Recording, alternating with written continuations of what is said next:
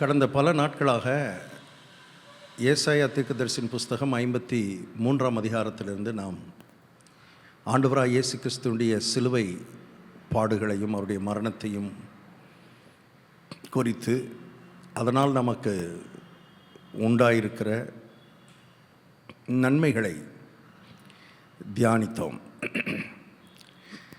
அதைத் தொடர்ந்து நாம் அதோடு நிறுத்தாமல் வேதத்திலிருந்து இன்னும் சில சத்தியங்களை நாம் ஒவ்வொரு நாளும் தியானிக்கலாம் என்று ஆவியானவர் உந்தினபடியினால் ஏவினபடியினால் ஒவ்வொரு நாளும் வேதத்தில் இருக்கிற சில சத்தியங்களை நாம் தியானிக்க இருக்கிறோம். ஏனென்றால் வேதம் சொல்லுகிறது, சத்தியத்தை அறிவீர்கள், சத்தியம் உங்களை விடுதலையாக்கும். நாம் இந்த உலகத்திலே விடுதலையான வாழ்வு, 100க்கு 100 விடுதலையான வாழ்வு வாழ வேண்டும் என்பது தேவனுடைய மாறாத திட்டம். ஆவியிலே, ஆத்மாவிலே, சரீரத்திலே, குடும்பத்திலே, பொருளாதாரத்திலே, மற்றவர்களோடு உள்ள உறவிலே, எல்லா ரீதியிலும் 100க்கு 100 விடுதலையான ஒரு வாழ்வு வாழ வேண்டும்.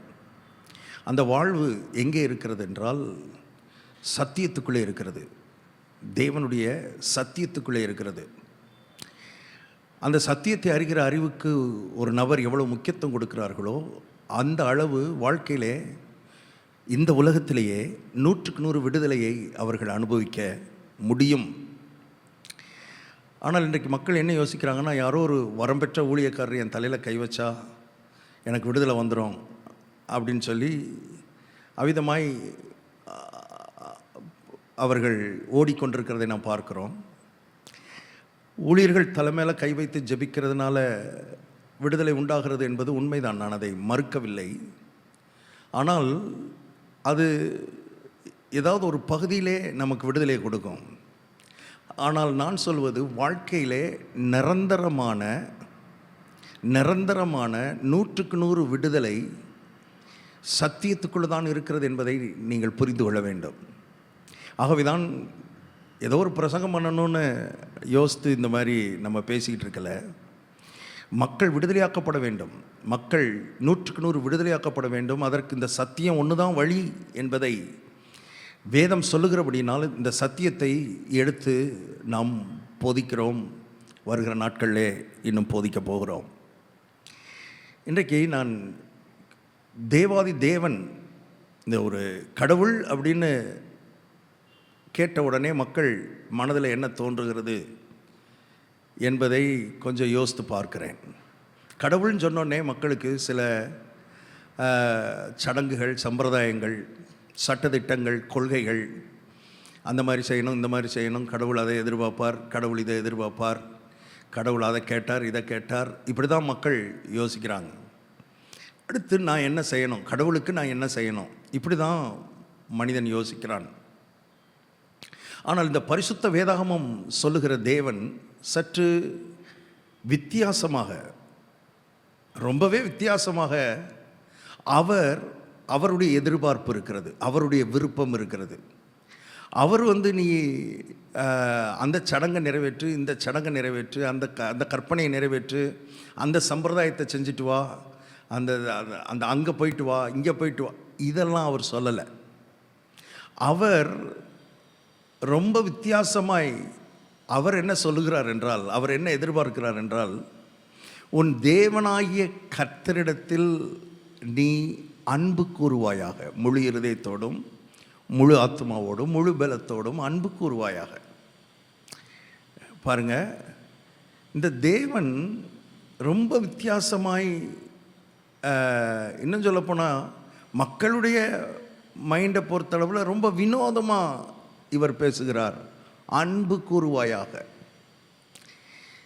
ஏனென்றால் மனிதனை கர்த்தர் படைத்ததே மனிதன் தேவனோடு உறவாட வேண்டும், தேவன் மனிதனோடு உறவாட வேண்டும், தேவனும் மனிதனும் நெருக்கமாக, பிணைப்பாக, இணக்கமாக இணைந்து இந்த பூமியிலே ஆளுகை செய்ய வேண்டும். இதுதான் தேவனுடைய பிரதானமான நோக்கம். மனிதன் தேவனோடு ஒன்றித்து ஒருமனமாய் அன்பு கூர்ந்து ரொம்ப முக்கியம். அன்பு கூறணும். நீங்கள் எங்கேயுமே கேட்க முடியாது இதை. நீங்கள் இந்த உலகத்தில் இருக்கிற எந்த மதத்திலும் இதை நீங்கள் பார்க்க முடியாது, இந்த வார்த்தையை கேட்க முடியாது. கடவுள்னா அந்த சடங்கு, இந்த சடங்கு, அந்த இது, இந்த இது, இப்படி தான் மக்கள் யோசிக்கிறாங்க. ஆனால் தேவன் சடங்குகளை சொல்லவில்லை, சம்பிரதாயங்களை குறித்து பேசவில்லை. அன்பு கூறுவாயாக, அன்பு செலுத்துவாயாக. ஆகவே நீங்கள் இந்த உலகத்திலே வாழ்கிறதுக்கான மிக முக்கியமான நோக்கம், மிக முக்கியமான கர்த்தர் எதிர்பார்க்கிற, உங்களிடத்தில் எதிர்பார்க்கிறது என்னவென்றால், நம்மிடத்தில் எதிர்பார்க்கிறது என்னவென்றால், we have to love God. இப்போ தேவனை நேசிக்கணும்னா தேவன்ற ஒரு வேர்டை மட்டும் வச்சுக்கிட்டு நேசிக்க முடியாது. கடவுள் அப்படின்றத மட்டும் வச்சுக்கிட்டு நேசிக்க முடியாது. அந்த கடவுள் யார்? அந்த தேவன் எப்படிப்பட்டவர்? என்னை நேசிக்க சொல்லுகிற தேவன் எப்படிப்பட்டவர்? அவருடைய தன்மை என்ன? அது நமக்கு தெரிஞ்சாதான், அதை நம்ம அறிஞ்சாதான், அதை நம்ம அறிய அறிய அறிய அறிய தான் அவர் மேலே அன்பு பெருகும். கடவுளை அறியணும், தேவனை அறியணும். அதனால் அந்த வேதம் தேவனை அறிகிற அறிவுக்கு ரொம்ப முக்கியத்துவம் கொடுக்கிறது. இதில் நம்ம தேவனை பற்றி அறிந்து கொள்ள வேண்டிய மிக முக்கியமான ஒன்று, அன்பு கூறுறதுல தேவனை நம்ம நேசிக்கணும்னா இதை முதல்ல நல்லா புரிஞ்சுக்கிறணும். இது நமக்கு நல்லா தெரியணும். தேவனை நாம் நேசிக்கிறதுக்கு முன்னால் தேவன் நம்மை நேசித்துட்டார். இதுதான் அடிப்படையில் நம்ம தெரிந்து கொள்ள வேண்டிய அடிப்படையான சத்தியம். கடவுள் உங்கள் மேலே அன்பு செலுத்துகிறார், அன்பு கூறுகிறார். இந்த வேதத்தினுடைய ரொம்ப பிரபலமான வசனம் உங்களுக்கு தெரியும். யோவான் 3:16 சொல்லுகிறது, தேவன் தம்முடைய ஒரே பேரான குமாரனை விசுவாசிக்கிறவன் எவனோ அவன் கெட்டு போகாமல் நித்திய ஜீவனை அடையும்படி அவரை தந்தருளி இவ்வளவாய் உலகத்தில் மதத்தை ஸ்தாபித்தார் என்று போடவில்லை. உலகத்திற்கு கட்டளையை கொடுத்தார், கற்பனையை கொடுத்தார், சடங்குகளை கொடுத்தார், சம்பிரதாயங்களை கொடுத்தார் என்று எழுதப்படவில்லை. என்னை கேட்டுக்கொண்டிருக்கிற அருமையான சகோதரனே, சகோதரியே, இந்த வார்த்தையை நன்றாய் கவனியுங்கள். உலகத்தில் அன்பு கூர்ந்தார் என்று எழுதப்பட்டிருக்கிறது. உலகம்னா இந்த பூமி உருண்டையே இல்லை, உலகத்தில் இருக்கிற மக்களை, இந்த வார்த்தையை கேட்டுக்கொண்டிருக்கிற உங்களிடத்திலே, உங்கள் மேல் அன்பு கூர்ந்தார். அந்த அன்பு நம்முடைய உள்ளத்தை நிரப்பும் போது we have no other way, நமக்கு வேற வழி இல்லை. அவரை நேசிக்கிறத தவிர வேற வழி இல்லை. ஏன்னா எது நம்மளை நிரப்புதோ அதான நமக்கு இருந்து வெளியே வரும். அன்பு நிரப்புனா அன்பு தானே வெளியே வரும். பாருங்க, நாம் இந்த உலகத்தில் என்ன செய்தாலும் அதுக்குள்ள அன்பு இருக்கணும். அதை கர்த்தர் எதிர்பார்க்கிறார். நல்லா கவனிங்க. இன்றைக்கு அநேக ஆவிக்குரியவர்கள், அவர்களிடத்தில் ஆவிக்குரிய ஒழுங்குகள் இருக்கிறது. ஆவிக்குரிய சர்ச்சுக்கு போவதும், பாட்டு பாடுவதும், காணிக்கை கொடுப்பதும், கர்த்தரை ஆராதிப்பதும், இதெல்லாம் நடக்குது. ஆனால் கர்த்தர் இது எல்லாத்துக்குள்ளேயும் என்ன எதிர்பார்க்கிறார்னா அன்பை எதிர்பார்க்கிறார். பாட்டை விட பாட்டுக்குள்ள அன்பு இருக்குதா? ஆராதனையை விட ஆராதனைக்குள்ள அன்பு இருக்குதா? ஏன்னா அன்பே இல்லாமல் பாட முடியும், அன்பே இல்லாமல் ஆராதிக்க முடியும், அன்பே இல்லாமல் காணிக்க கொடுக்க முடியும், அன்பே இல்லாமல் பிரசங்கம் பண்ண முடியும், அன்பே இல்லாமல் ஊழியம் செய்ய முடியும், அன்பே இல்லாமல் எல்லாம் செய்யலாம். எல்லா மத ரீதியான ஆவிக்குரிய சோ கால்டு ஆவிக்குரிய காரியங்கள் எல்லாவற்றையும் செய்ய முடியும். ஆனால் கர்த்தர் என்ன எதிர்பார்க்கிறார்னா, நீ என்ன செய்கிறாய் என்பதை விட இதையெல்லாம் ஏன் செய்கிறாய் என்பதிலே கர்த்தர் கவனம் செலுத்த விரும்புகிறார். why we do what we do. ஆகவே தேவன் என் மேலே அன்பாக இருக்கிறார். அதை முதல்ல அதை குறித்த வெளிப்படுத்தலை பெறணும், அதை விசுவாசிக்கணும். இந்த உலகத்தில் என் மேலே உண்மையாக என்னை நேசிக்கிறவர் கர்த்தர். இந்த வெளிப்பாட்டை பெறணும். அடுத்து அந்த என்னை நேசிக்கிற கர்த்தரை நானும் நேசிக்க போகிறேன். அதுதான் என் வாழ்க்கையில், இந்த உலகத்தில் எனக்கு கொடுக்கப்பட்ட ஒன்றே ஒன்று, I have to love my God. So இந்த தேவனை நேசிக்கிறது என்பது, தேவன் நம்ம மேலே வச்சிருக்கிற அன்பை குறித்த வெளிப்படுத்தலிலே நாம் வளர வளர அது உள்ளேருந்து ஆட்டோமேட்டிக்காக அந்த அன்பு பெருக ஆரம்பிக்கும். இதற்கு ரொம்ப முக்கியம் என்னென்னா, என்னை நேசிக்கிற அந்த தேவன் அல்லது நான் அன்பு கூறுகிற அந்த தேவன் எப்படிப்பட்டவர், யார், அவருடைய தன்மை என்ன, அவர் என்ன செஞ்சுக்கிட்டு இருக்கிறார், அவர் இந்த மாம்ச கண்ணில் பார்க்க முடியாது, இந்த மாம்ச கையால் தொட முடியாது, அவர் என்ன செய்து கொண்டிருக்கிறார், அவருடைய தன்மை என்ன, அவர் யார் என்பதை நாம் எந்த அளவு அறிகிறோமோ, எந்த அளவு புரிகிறோமோ, எந்த அளவு அதில் நம்ம வளர்கிறோமோ, அந்த அளவு அன்பிலே வளருவோம். அதனால் இந்த சீரீஸில் நான் என்ன செய்ய போகிறேன், ஆவியானவர் என்ன எனக்கு உணர்த்தி இருக்கிறார்னா, இந்த தேவனை நாம் வேதம் வெளிப்படுத்துகிற விதத்திலே நாம் அறிந்து கொள்ள போகிறோம். இந்த வேதம் எப்படி வெளிப்படுத்துகிறது, இந்த தேவன் யார் என்று வேதம் வெளிப்படுத்துகிறது. நான் ஆராதிக்கிற தேவன் யார், நான் அன்பு கூறுகிற தேவன் யார், அல்லது என்னை நேசிக்கிற தேவன் எவ்வளவு பெரியவர், எவ்வளோ பெரியவர் என் மேல் அன்பாக இருக்கிறார், எவ்வளவு வல்லமை உள்ளவர் என் மேல் அன்பாக இருக்கிறார், எவ்வளவு மகத்தானவர், மகத்துவமானவர் என் மேல் அன்பாக இருக்கிறார். இதெல்லாம் புரிய புரிய நம்முடைய மனம் விசாலமாக ஆரம்பிக்கிறது. இந்த தேவனுடைய அன்பை இன்னும் கொஞ்சம் வெளிப்பாடாக நாம் பெற ஆரம்பிப்போம். அது உள்ள வர வர நம்முடைய இந்த உலக வாழ்க்கை கர்த்தரை நேசிக்கிற வாழ்க்கையாக மாறும். ஸோ இதுதான் the central theme of this series. அதனால் நாம் தேவனை அறிவதற்கு நாம் என்ன அப்ரோச் எடுக்க போகிறோம், தேவனை அறிந்து கொள்வதற்கு எப்படிப்பட்ட ஒரு அப்ரோச்சில் நம்ம அதை அணுக போகிறோம் என்றால், நம்முடைய தேவனுக்கு அவருடைய தன்மையை வெளிப்படுத்துவதற்கு பல நாமங்கள் கொடுக்கப்பட்டிருக்கிறது வேதத்தில். There are many names which reveal the character or the nature of God. தேவனுடைய தன்மையையும் தேவனுடைய குணத்தையும் வெளிப்படுத்துகிற பல நாமங்கள் கொடுக்கப்பட்டிருக்கிறது. ஸோ நம்ம ஒவ்வொரு நாமமாக எடுத்து, தேவனுடைய பெயர், நாமம், அதை நாம் எடுத்து சற்று தியானிக்க போகிறோம். ஏன்னா அந்த நாமம் தேவனை குறித்த பல வெளிப்பாடுகளை நமக்கு கொடுக்கும். அதை நாம் அறிய அறிய, நான் சொல்கிறேன், நிச்சயமாக சொல்கிறேன், எவ்வளோ பெரிய தேவன் உங்களை நேசிக்கிறார் என்பதை நீங்கள் அறிந்து கொள்வீர்கள், வெளிப்பாடாய் பெற்றுக்கொள்வீர்கள். அதோடு இந்த தேவனை நேசிக்கவும் கர்த்தர் உங்கள் உள்ளத்தை பக்குவப்படுத்துவார். ஏன்னா இந்த உலக வாழ்க்கை அதுக்கு தாங்க. கர்த்தரை நேசிக்கணும், கர்த்தரிடத்தில் அன்பு கூறணும். இந்த கர்த்தர் மேலே நம்ம வைக்கிற அன்பு கட்டாயம் மற்றவர்களையும் நேசிக்கிறவர்களாய் நம்மை மாற்றும். ஸோ இதுக்கெல்லாம் அடிப்படை என்னென்னா, knowing God through his name. அவருடைய நாமத்தின் அடிப்படையில், அவருடைய பெயரின் அடிப்படையில் நாம் அறிந்து கொள்ளப் போகிறோம். இன்றைக்கு முதலாவது ஆதியாகமம் 1ஆம் அதிகாரத்திலே வெளிப்படுத்தப்பட்டிருக்கிற தேவனை குறித்த ஒரு வார்த்தை அல்லது பெயர் முதல் வசனத்திலேயே சொல்லப்பட்டிருக்கிறது. அது என்னன்னா, Elohim.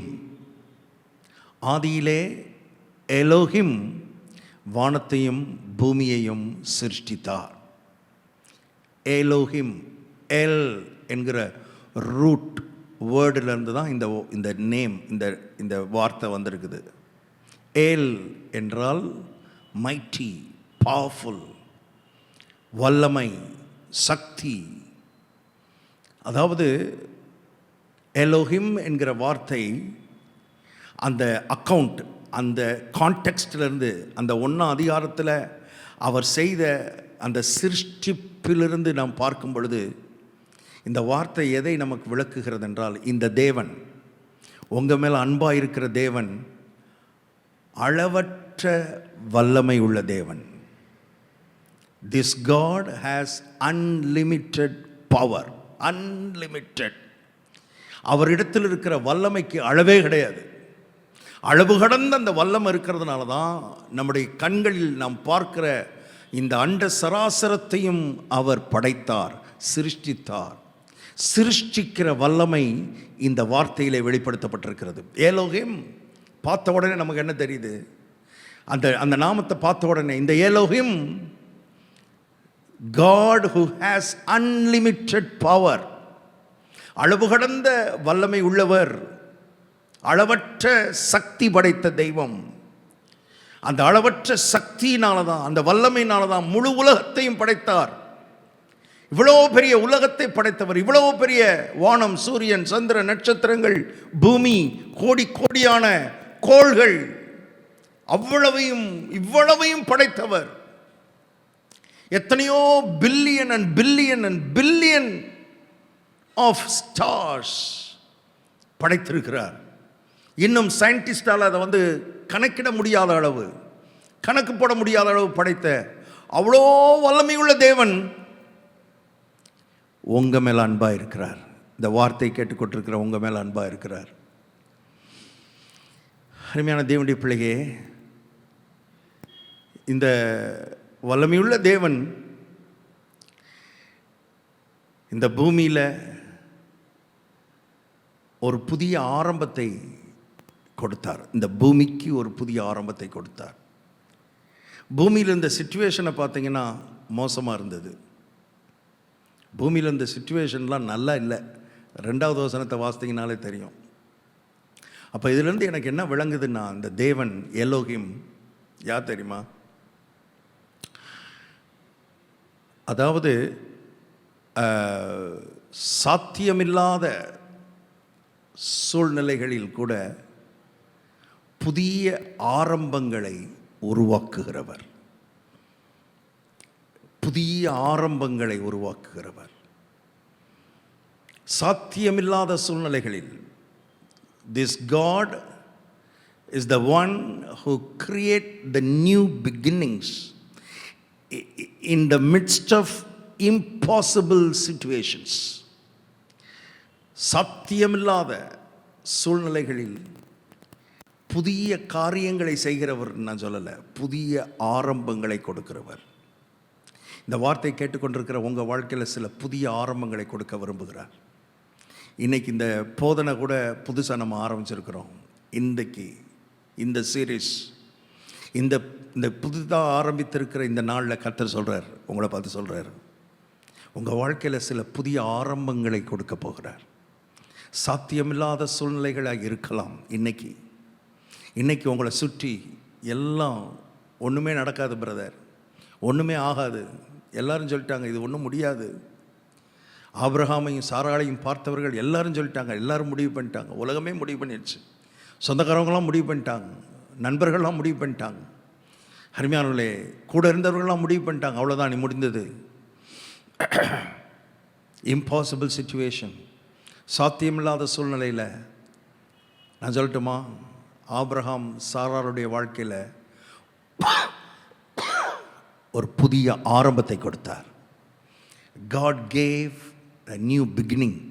God created new beginning. New beginning. இயேசுவின் நாமத்தில் இந்த வார்த்தை யாருக்கு போகுதுன்னு தெரில, ஆனால் சிலரோடு கர்த்தர் பேசி கொண்டிருக்கிறார். உங்கள் வாழ்க்கையில் சில புதிய ஆரம்பங்களை கர்த்தர் கொடுக்க போகிறார். எல்லாரும் முடிஞ்சிருச்சு இனி இது ஒன்றும் சாத்தியமே இல்லை அப்படின்னு நினைத்து கொண்டிருக்கிறார்கள், சொல்லி கொண்டிருக்கிறார்கள். ஏன் நீங்களே இதை சொல்லி உட்கார்ந்து வேதனையோடு இந்த வார்த்தை கேட்டுக்கொண்டிருக்கலாம். அருமையான தேவனுடைய பிள்ளையே, சாத்தியமில்லாத சூழ்நிலையில் புதிய நியூ பிகினிங், புதிய ஆரம்பத்தை கர்த்தர் உங்களுக்கு கொடுக்க விரும்புகிறார். ஒரு ஈசாக்கு என்பது ஒரு குழந்தை அல்ல, ஈசாக்கு என்பது ஒரு புதிய ஆரம்பம், ஒரு புதிய கோத்திரத்தின் ஆரம்பம், ஒரு புதிய ஜனக்கூட்டத்தின் ஆரம்பம், ஒரு புதிய அருமையானவர்களே இந்த உலகத்தையே ரெண்டா புரட்டி போடுகிற ஒரு மாபெரும் ஒரு கூட்டத்தின் ஆரம்பம். சாத்தியமில்லாத சூழ்நிலையில் கர்த்தர் அதை ஆரம்பித்தார், அதை கிரியேட் பண்ணார். அந்த தேவன் உங்களை நேசிக்கிறார், உங்கள் மேலே அன்பாக இருக்கிறார். இதே கோத்திரம், இதே ஆபிரகாமின் வழியில் வந்த அந்த இஸ்ரவேல் கோத்திரம் 400 வருடங்கள் எகிப்தில் அடிமைகளாக இருந்தார்கள். 400 வருடம் கம்ப்ளீட்டாக. அவங்களுக்கு எந்த ஹோப்பும் கிடையாது, எந்த நம்பிக்கையும் கிடையாது. இதோடு நம்முடைய சாம்ராஜ்யம், நம்முடைய கோத்திரம் அழிஞ்சிரும் நினச்சாங்க. இப்படியே அடிமையாக இருந்தே சத்ருவமோ நினச்சாங்க. நான் சொல்கிறேன், அசாத்தியமான அந்த சூழ்நிலையில், சாத்தியமற்ற அந்த சூழ்நிலையில், எந்த அனுகூலமும் இல்லாத அந்த சூழ்நிலையில் கர்த்தர் ஒரு புதிய ஆரம்பத்தை கிரியேட் பண்ணார். அவர்களுக்கென்று ஒரு புதிய ஆரம்பத்தை கொடுத்தார். ஒரு புதிய விடுதலையை கொடுத்தது மாத்திரமல்ல, நான் சொல்றது அவர்களுடைய அந்த கோத்திரத்துக்கு ஒரு புதிய ஆரம்பம் உண்டானது. ஒரு தேசத்தினுடைய புதிய ஆரம்பம் உண்டானது. ஒரு சந்ததியினுடைய புதிய ஆரம்பம் உண்டானது. கானான் என்கிற தேசத்தினுடைய புதிய ஆரம்பத்தை கர்த்தர் கொடுத்தார். இதெல்லாம் அங்கே இருக்கிற 400 வருஷம் எத்தனையோ தலைமுறைகள் மரித்து போனார்கள். இவர்கள்லாம் மறந்து போனார்கள். கர்த்தரையே மறந்துட்டாங்க. கர்த்தரே தெரியல, கர்த்தருடைய பேர் தெரியல, கர்த்தருடைய நாமம் தெரியல. அப்படிப்பட்ட சூழ்நிலையில் ஒரு புதிய ஆரம்பத்தை கர்த்தர் உண்டாக்க முடியும்னா உங்கள் வாழ்க்கையிலும் கர்த்தர் உண்டாக்க உண்மை உள்ளவராக இருக்கிறார், வல்லமை உள்ளவராக இருக்கிறார். இவர் தான் உங்களை நேசிக்கிறார். இவர் தான் உங்கள் மேலே அன்பு கூர்ந்தார். இவர் தான் உங்களுக்காக தன்னுடைய குமாரனை இந்த உலகத்துக்கு அனுப்பினார். God is a God who can create new beginnings. New beginnings, புதிய ஆரம்பங்களை. Impossible, in the midst of impossible situations. ரூத்தினுடைய வாழ்க்கையில் எல்லாம் முடிஞ்சு போயிடுச்சு, கம்ப்ளீட்டாக முடிஞ்சு போயிடுச்சு. No hope, no hope. நகோமி அதை எதிர்பார்க்கலை, ரூத் எதிர்பார்க்கலை, யாருமே எதிர்பார்க்கலை. அந்த அவர்கள் வந்த அந்த பெத்லெஹேம் ஊர்க்காரர்கள் அதை எதிர்பார்க்கலை. மோவாப்லேருந்து அவங்களை அனுப்புனாங்களே, அவர்கள் எதிர்பார்க்கல. எல்லாருடைய பார்வையிலும் டோட்டலாக கம்ப்ளீட்டாக முடிஞ்சிருச்சு. அவ்வளோதான். நகோமியினுடைய குடும்பம், ரூத்தினுடைய வாழ்க்கை இதோட முற்றுப்புள்ளி. அவ்வளோதான். சூழ்நிலைகள் அனுகூலமில்லை, சாத்தியமில்லை. ஆனால் அந்த ரூத்துக்கு ஒரு புதிய ஆரம்பத்தை கர்த்தர் கொடுக்கும்படி ஒரு போவாசை எழுப்பினார். நான் சொல்கிறேன், அந்த தேவன் தான் நம்முடைய தேவன். நீங்கள் ஆராதிக்கிற தேவன், நான் பிரசங்கிக்கிற தேவன் ஏலோகிம். இவர்தான் ஏலோகிம் என்பதை நான் உங்களுக்கு சொல்லும்படி விரும்புகிறேன். இம்பாசிபிள் சிச்சுவேஷன்ஸில் புதிய ஆரம்பங்களை கொடுக்கிறவர். அது மாத்திரமல்ல, அவுட் ஆஃப் கேயாஸ், அதாவது முழுக்க முழுக்க குழப்பமான சூழ்நிலை. நீங்கள் இந்த 2வது வசனத்தை வாசித்தீங்கன்னா, ஒழுங்கின்மை, வெறுமை, இருள், இதுதான். Full of chaos, full of confusion.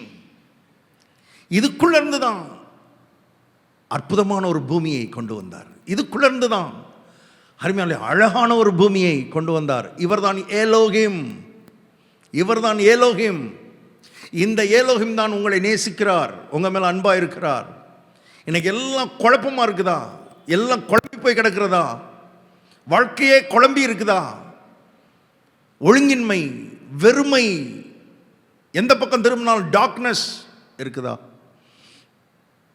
கர்த்தர் சொல்றாரு, I am Elohim, I can create new things out of chaos. ஒரு புதிய உலகத்தை நான் படைக்க முடியும். அது குழப்பத்திலிருந்து தான் வந்தது, குழப்பத்திலிருந்து தான் வெளியே வந்தது. கன்ஃபியூஷன்லேருந்து தான் கிளாரிட்டி வந்தது. நான் சொல்கிறேன், குழப்பத்திலிருந்து தான் ஒரு தெளிவு வந்தது. இருளுக்குள்ளிருந்து தான் வெளிச்சம் வந்தது. வெறுமை, எம்டினஸ்லேருந்து தான் அபண்டன்ஸ் வந்தது. இவர் தான் ஏலோகிம். ஏலோகிம் என்றால் யார்? குழப்பத்திலிருந்து தெளிவை கொண்டு வருகிறவர், இருளிலிருந்து வெளிச்சத்தை கொண்டு வருகிறவர், வெறுமையிலிருந்து பரிபூர்ணத்தை, நிறைவை. பூமியும் அதன் நிறைவும். ஆரம்பம் நிறைவு இல்லைங்க, அதுக்கப்புறம் தான் நிறைவாச்சு. ஆரம்பத்தில் வெறுமை, வெறுமை, வெறுமை. எந்த பக்கம் திரும்பினாலும் எம்டி. இதை கேட்டுக்கொண்டிருக்கிற அருமையான தேவனுடைய பிள்ளையே, உங்கள் குடும்பம் முழுவதும் வெறுமையாக இருக்குதா? எம்டியாக இருக்குதா? மனசு வெறுமை, இருதயம் வெறுமை, பாக்கெட் வெறுமை, பர்ஸ் வெறுமை, கம்ப்ளீட்டாக சமாதானம் இல்லை, சந்தோஷம் இல்லை, ஃபுல் ஆஃப் எம்டினஸ். இந்த நாளிலே கர்த்தர் உங்களோடு பேச விரும்புகிறார். ஏலோகம் உங்களோடு பேச விரும்புகிறார். இந்த ஏலோகம் உங்கள் மேலே அன்பாக இருக்கிறார். அந்த எம்டினஸை மாற்றும்படி, அந்த இருளை மாற்றும்படி, அந்த கன்ஃபியூஷனை மாற்றும்படி, அந்த குழப்பத்திலிருந்து உங்களை வெளியே கொண்டு வரும்படி கர்த்தர் உங்கள் மேலே அன்பாக இருக்கிறார். நீங்கள் செய்ய வேண்டியது என்ன தெரியுமா? ஏலோகிம் என் மேலே அன்பாக இருக்கிறார்ன்றதை அப்படியே நம்புங்க, அப்படியே விசுவாசிங்க. அதை வாயை திறந்து சொல்லி அவருக்கு நன்றி சொல்லுங்கள். நீங்கள் எங்கள் மேலே அன்பாக இருக்கிறதுக்காக உங்களுக்கு ஸ்தோத்திரம் ஆண்டவரேன்னு சொல்லுங்கள். அன்பாக இருக்கிறார் என்பதற்கு ஒரு ப்ரூஃப் என்னென்னா, இந்த வார்த்தையை உங்களை கேட்க வச்சுருக்கிறார், உங்களுக்குன்னு இந்த வார்த்தையை அனுப்பி கொண்டிருக்கிறார். இதுவே என்ன சொல்லுது தெரியுமா? உங்கள் மேலே அவர் அன்பாக இருக்கிறார் தெரியுமா உங்களுக்கு? ஏன்னா வார்த்தை உங்களை நோக்கி வருதுனாலே கர்த்தர் உங்கள் மேலே அன்பாக இருக்கிறான்னு அர்த்தம். ஏலோகிம் உங்கள் மேலே அன்பாக இருக்கிறான்னு தெரியும் அர்த்தம். ஏனென்றால் வார்த்தை வருதுன்னா அந்த வார்த்தை என்ன சொல்லுதோ அது அப்படியே உங்கள் வாழ்க்கையில் நடக்க போகுது. ஏன்? இந்த ஏலோகிமை குறித்து முதல் அதிகாரத்தில் இந்த சிருஷ்டிப்பின் அந்த அதிகாரத்தை வாசிக்கும் பொழுது அவர் இந்த சிருஷ்டிப்பு முழுவதையும் அவர் என்னெல்லாம் சிருஷ்டித்தாரோ அது அத்தனையும் இந்த ஏலோகிம் எப்படி சிருஷ்டித்தார் தெரியுமா? வார்த்தையின் மூலமாக தான் சிருஷ்டித்தார். Elohim whatever he created through his words. அதனால தான் நான் சொல்கிறேன், வார்த்தை வருதுனாலே நீங்கள் 100% ஷுர் ஆயிடலாம், 100% நிச்சயமாயிடலாம். வார்த்தை உங்களை நோக்கி வருகிறது என்றாலே, இந்த வார்த்தையை உங்களுக்கு கர்த்தர் அனுப்புகிறார் என்றாலே நல்லா தெரிஞ்சுக்கோங்க. இந்த வார்த்தையை உங்கள் காதில் நீங்கள் கேட்குறீங்கனாலே நல்லா தெரிஞ்சுக்கோங்க, உங்கள் வாழ்க்கையில் சில புதிய ஆரம்பங்கள், புதிய உலகங்கள் படைக்கப்பட போகிறது. கர்த்தர் அதை செய்ய போகிறார் என்பதை திட்டவட்டமாய் அறிந்து கொள்ளுங்கள். உலகம் என்ன வேணாலும் சொல்லட்டும், உலக மனிதர்கள் என்ன வேணாலும் சொல்லட்டும், உங்கள் மனசு என்ன வேணாலும் சொல்லட்டும். உங்கள் மனசு கூட நிறையா சொல்லிக்கிட்டு இருக்கோம் உங்கள் வாழ்க்கையை குறித்து, உங்கள் எதிர்காலத்தை குறித்து. எதிர்காலமே சூனியமாக போச்சுன்னு சொல்லிக்கிட்டு இருக்கோம். சூனியமாக தான் இருந்தது. 1 அதிகாரம் 2வது வசனம் 0வாக இருந்தது. இந்த 0விலிருந்து தான் இன்றைக்கி நம்ம வாழுகிற அத்தனை உலகமும் வந்திருக்கிறது என்பதை தெரியாவிட்டால் தெரிந்து கொள்ளுங்கள். இந்த ஆதியாகமம் 1 அதிகாரத்திலே இந்த உலகத்தை படைத்த சிருஷ்டித்த தேவாதி தேவன் ஏலோகிம். இந்த ஏலோகிம் உங்கள் மேல் அன்பாக இருக்கிறார். இந்த ஏலோகிம் தான் வார்த்தையின் மூலமாய் சிருஷ்டித்தவர். வார்த்தையாக இருக்கிற கிறிஸ்துவை உங்களுக்காக அனுப்பினார். அவருடைய அன்பை காண்பிக்கும்படி, அவர் எவ்வளவு அன்பாக இருக்கிறான்றதை உங்களுக்கு வெளிப்படுத்தும்படி தம்முடைய வார்த்தையாக இருந்த கிறிஸ்துவை, இயேசுவை இந்த உலகத்துக்கு அனுப்பி உங்களுக்காக ஜீவனை கொடுத்து இரத்தத்தை சிந்த வைத்தார். நான் சொல்கிறேன், இவ்வளவு வேலையை இந்த ஏலோகிம் செஞ்சிருப்பார்னா உங்கள் மேலே அளவு கடந்த அன்பு வைத்திருக்கிறார். த எலோஹிம் லவ்ஸ் யூ. ஏலோகிம் தேவன் சிருஷ்டிப்பின் வல்லமை உள்ளவர், புதிய ஆரம்பங்களை உண்டாக்குகிற வல்லமை உள்ளவர். உங்கள் மேலே அன்பாக இருக்கிறபடினால் உங்கள் வாழ்க்கையில் புதிய ஆரம்பங்களை கர்த்தர் தொடங்க இருக்கிறார். புதிய ஆரம்பங்களை கர்த்தர் உருவாக்க போகிறார். உங்கள் வேலையெல்லாம் அவருடைய அன்பை அப்படியே ரிசீவ் பண்ணி அதுக்காக நன்றி சொல்லி திரும்ப அவர் மேலே நீங்கள் அன்பு செலுத்தணும். அவ்வளோதான். கர்த்தர் உங்கள் மேலே அன்பாக இருக்கிறார். நீங்கள் அவரை நேசியுங்கள், அவர் மேலே அன்பு செலுத்துங்கள். உங்கள் வாழ்க்கை எத்தனை தலைமுறை, எத்தனை பரம்பரையாக எப்படி இருந்துச்சுன்றதெல்லாம் எனக்கும் தேவையில்லை, கர்த்தருக்கும் தேவையில்லை. இது எத்தனை வருஷமாக வேணாலும் இருக்கலாம். 400 வருஷம். நான் சொன்னேன் பாருங்கள், 400 வருஷம் இஸ்ரவேல் ஜனங்கள் பூஜ்ஜியமாக தான் இருந்தாங்க, அடிமைகளாக இருந்தார்கள். எல்லாம் டெட் எண்டு, ஃபுல் ஸ்டாப். ஆனால் அதுக்குள்ளேருந்து கர்த்தர் ஒரு புதிய ஆரம்பத்தை கொடுக்க முடியும்னா எத்தனை வருஷம், எத்தனை தலைமுறையாக இருந்த என்ன? இந்த ஏலோகிம் உங்களை நேசிக்கிறார், உங்கள் மேலே அன்பாக இருக்கிறார். உங்களுக்காக நான் ஜெபிக்க விரும்புகிறேன். கண்களை மூடுவோம். எங்கள் நல்ல பிதாவே, நாங்கள் உம்மை நன்றியோடு துதிக்கிறோம். ஏலோகிம் என்ற நாமமுடையவரே, நாங்கள் உம்மை துதிக்கிறோம். பிதாவே, எங்கள் மேல் அன்பு செலுத்துகிறவரே, அன்பாக இருக்கிறவரே, அளவு கடந்த வல்லமை உள்ள தெய்வம்.